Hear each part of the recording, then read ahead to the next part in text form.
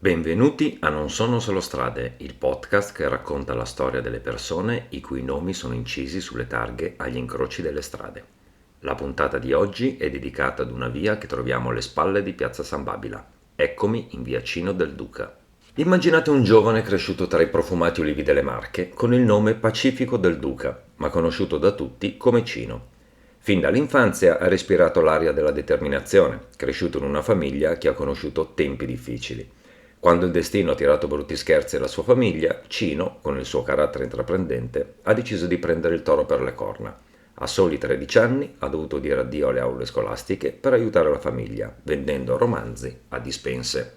Ma Cino non è stato solo un venditore ambulante di storie, ha intrapreso un viaggio straordinario attraverso le vicende della sua epoca. Durante la Prima Guerra Mondiale è stato uno dei coraggiosi ragazzi del 99, decorato con la Croce al Merito di Guerra per il suo valore sul campo. Tornato in patria, ha continuato la sua battaglia, sia sul fronte politico che su quello editoriale. Mentre militava nel Partito Socialista e propagandava le sue idee nelle Marche, il suo nome è finito sulla lista nera del regime fascista.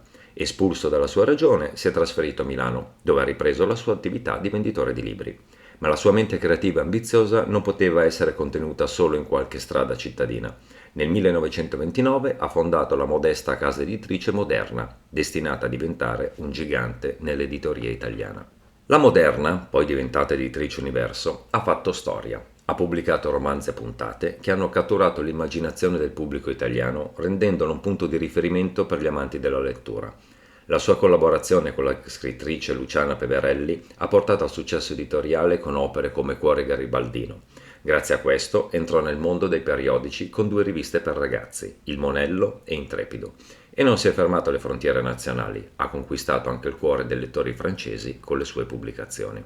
Durante la Seconda Guerra Mondiale, Cino del Duca ha dimostrato il suo coraggio e il suo impegno unendosi alla resistenza francese e italiana. Con il nome di battaglia Robert ha attraversato il pericolo per portare avanti la lotta contro l'oppressione nazista. Dopo la guerra ha ripreso con rinnovato vigore la sua attività editoriale, lanciando riviste di successo sia in Italia che in Francia. Ma la sua influenza non si è limitata all'editoria. Ha sposato una donna francese, diventando non solo il compagno di vita, ma anche il partner d'affari. Insieme hanno rivoluzionato il mondo dei fotoromanzi, lanciando riviste che hanno conquistato il pubblico femminile con storie avvincenti e personaggi indimenticabili. Impossibile non ricordare il settimanale Grand Hotel.